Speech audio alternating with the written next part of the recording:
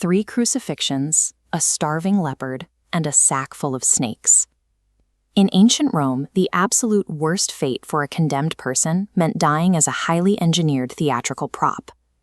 At its peak, Rome governed roughly a quarter of the world's population, spanning 3 continents and dozens of different cultures. Paperwork and diplomacy couldn't secure a territory this size. Rome anchored its authority in weaponized fear. Every ancient civilization executed people. Rome even had functional methods, like the Tarpeian Rock inside the city, where convicted traitors were tossed off a cliff and gravity handled the rest. But the empire eventually shifted toward public spectacle. They developed a system of highly publicized, tailor-made atrocities meant to terrify millions of people who would never even witness the actual event. Crucifixion was the most calculated of these methods. It was a punishment strictly reserved for slaves, disgraced soldiers, and pirates. If you held Roman citizenship, the law typically granted you a quick death by the sword. The process followed a rigorous efficiency. Prisoners rarely hauled heavy timber across town. They usually carried only the wooden crossbeam out to a permanent upright post that was already fixed in the ground at the execution site. This diagram illustrates the mechanics of the death. It wasn't caused by blood loss, but by agonizingly slow asphyxiation. Hanging puts immense strain on the diaphragm, forcing victims to push upward to breathe until their strength gave out. Executioners attached a placard listing their crime to the top, turning them into a literal billboard.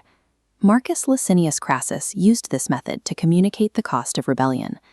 In 71 BC, after he defeated the slave army led by Spartacus, he chose a punishment that would resonate for years. Crassus ordered 6,000 survivors to be crucified along the Appian Way, the main highway stretching all the way back to the capital. This row of thousands of crosses functioned as a sprawling, permanent visual essay on the price of defiance. While the cross was a methodical warning, the amphitheater offered a highly chaotic spectacle, integrated directly into the day's public entertainment. To carry out damnatio ad bestias, condemnation to the beasts, the empire built a massive supply chain to import apex predators from every corner. But wild animals don't naturally perform on command. A leopard or lion is more likely to hide or retreat when faced with the deafening noise of a stadium packed with thousands of humans. Specialized handlers solved this by starving the animals for days. A desperate, half-starved predator stops caring about stadium acoustics and focuses entirely on the food placed in front of it. This map shows the ecological toll of that demand. The sheer volume of animals shipped to these arenas caused the collapse of wild populations across North Africa and Europe, creating one of history's first human-driven environmental disasters. The state was willing to sacrifice imperial wealth and entire ecosystems just to ensure the public remained distracted and compliant. Rome reserved its most creative cruelty for the crime of parricide, the killing of a parent. In the Poena Cullei, the condemned was sewn into a heavy sack with a dog, a monkey, a rooster, and a snake. The bundle was then dropped into a river, forcing the person to struggle against the panicking animals as they began to drown in the dark.